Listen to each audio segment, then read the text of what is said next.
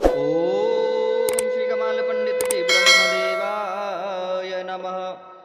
ओम श्री कृष्ण वासुदेवाय नमः।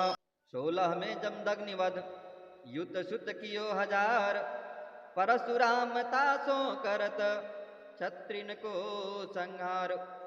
श्री शुकवाच। श्री सुखदेव जी बोले, हे कुरुवंशावतंस परीक्षित, पिता के उपदेश से परशुराम जी बहुत अच्छा का वन को चले गए। जब सहस्त्रबाहु का संहार करके परशुराम जी घर वापिस आए आश्रम पर, तब उनके पिता जमदग्नि ने उन्हें बहुत धिक्कारा और उनके कटु वचन सुनकर परशुराम जी अच्छा कहकर वन को चले गए और 1 वर्ष तक तीर्थ यात्रा करके आश्रम में लौट आए। किसी समय जमदग्नि की स्त्री रेणुका ने गंगा जी के निकट जाकर वहां पद्ममाली चित्ररथ नाम गंधर्वराज को अप्सराओं के साथ विहार करता हुआ देखा। रेणुका जल लाने के लिए गंगा जी पर गई थी।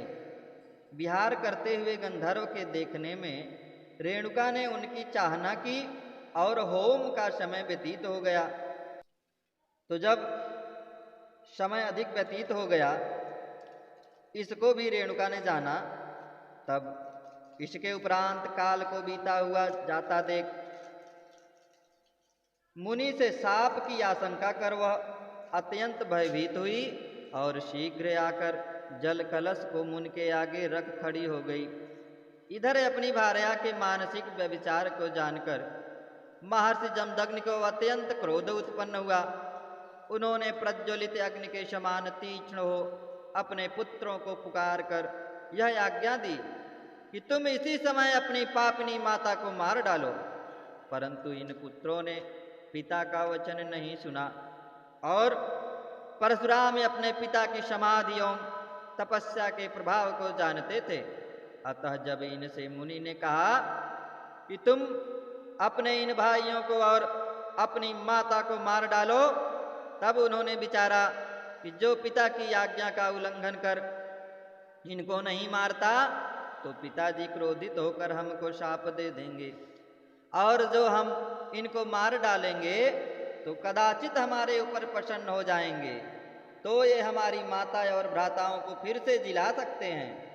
इसलिए जैसे ही पिता ने आज्ञा दी, वैसे ही महात्मा परशुराम जी ने माता के सहित अपने भ्राताओं का संहार कर दिया, उन्हें मार डाला।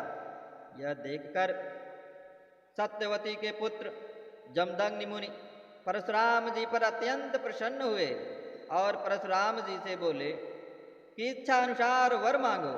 तब परशुराम जी ने यह वर मांगा कि हमारे भ्राता और माता फिर से जी जाएं और इस बात का उनको पता भी ना चले, अर्थात वो भूल जाएं कि क्या हुआ था, कि हमने इनको मारा है, यह बात भूल जाएं। वैसे ही जमदग्नि मुनि ने वर देकर कहा कि ऐसा ही होगा। तब उन मरे हुओं में प्राण आ गया और जैसे सोया हुआ पुरुष नींद से उठ बैठता है, वैसे ही ये सब उठ बैठे। हे राजन, यह शंका मत करना कि परशुराम जी ने ऐसा निंदित कर्म क्यों किया। यह परशुराम जी अपने पिता के तपोबल को भली भांति जानते थे, इसलिए उन्होंने अपने सुहृदों को मार डाला था। हे महाराज परीक्षित, इधर कार्तवीर्यार्जुन के 10,000 पुत्र परशुराम जी के वीर से पराभाव पाकर अपने पिता के वध को याद करके कहीं भी सुख स्वच्छंदता पाने के लिए समर्थ नहीं हुए। एक समय परशुराम जी भ्राताओं के सहित वन को चले गए थे। तब कार्तवीर्यार्जुन के ये सब पुत्र अवसर पाकर पिछला वैर लेने की इच्छा से परशुराम जी के आश्रम में आए। इन सब ने वहां आकर देखा कि परशुराम जी के पिता जमदग्नि मुनि भगवान में चित्त लगाए अग्निशाला में बैठे हुए हैं। यह अवसर पाकर इन पापात्माओं ने उसी समय इन मुनि को मार डाला और परशुराम जी की माता रेणुका अपने पति को मरा हुआ देखकर बहुत ही अति दीन दुखी हुई और अपने पति के प्राणों की भिक्षा चाहने लगी।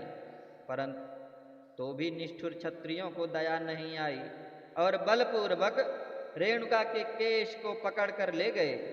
तब परशुराम जी की माता पति शोक से आर्त हो अपनी छाती पीटती हुई हा राम हा तात कह बड़े जोर से रोने लगी और विलाप करने लगी। दूर से हा राम की पुकार और आर्तवाणी सुनकर वीरवान परशुराम जी भ्राताओं सहित अतिशीघ्र अपने आश्रम में आए और वहां देखा माता नहीं है और पिता मृतक पड़े हुए हैं। पिता को मृतक देख सब भाइयों को ऐसा दुख शोक क्रोध उत्पन्न हुआ कि सब के सब मोहित से हो गए। इसके उपरांत महात्मा परशुराम जी हा तात हा साधो हा धार्मिक हमको छोड़कर आप स्वर्ग को चले गए इस प्रकार विलाप करने लगे और पिता के मृतक देह को अपने भाइयों के निकट रखकर भयंकर फरसा लेकर मन में विचारने लगे कि अब हम अवश्य क्षत्रियों के वंश का ध्वंस करेंगे। हे राजन, परशुराम जी ने अतिशीघ्र माहिष्मतिपुरी में जाकर उसके बीच में अर्जुन पुत्रों के मस्तक काट काट कर एक बड़ा भारी पर्वत सा बना दिया। जब वह सहस्त्रार्जुन के पुत्र ब्रह्म हत्या कर आए थे तब ही इस माहिष्मतिपुरी की शोभा जाती रही थी। मध्य स्थान में मुंडमय पर्वत के होने से वह पुरी और भी भयानक हो गई। और फिर तेजस्वी परशुराम जी ने उस कार्तवीर्य अर्जुन के पुत्रों के रुधिर से एक नदी बहा दी। वह नदी ब्रह्मद्वेषियों को अत्यंत भय की देने वाली हुई। इसके उपरांत क्षत्रिय जातियों को अन्यायवश हुआ देख पिता के वध का स्मरण कर परशुराम जी ने 21 बार पृथ्वी को क्षत्रिय विहीन कर दिया और समंत पंचक स्थान में रुधिर के 9 कुंड भर दिए।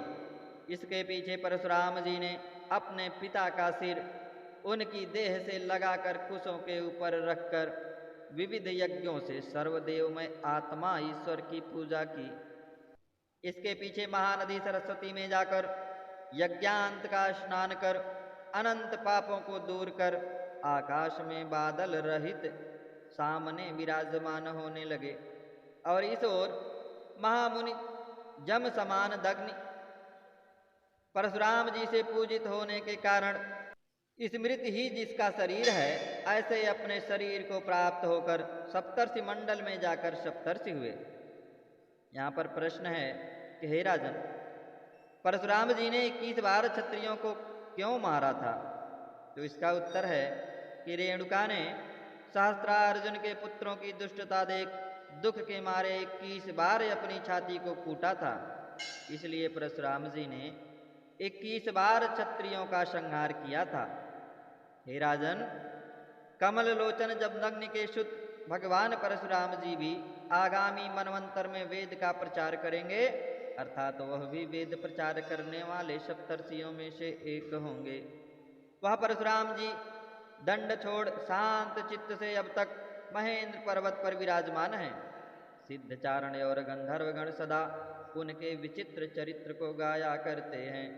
हे राजन, इस प्रकार से भगवान विश्वात्मा ईश्वर हरि ने भृगुकुल में अवतार ले अनेक बार क्षत्रियों का संहार कर भूमि का भार उतार दिया।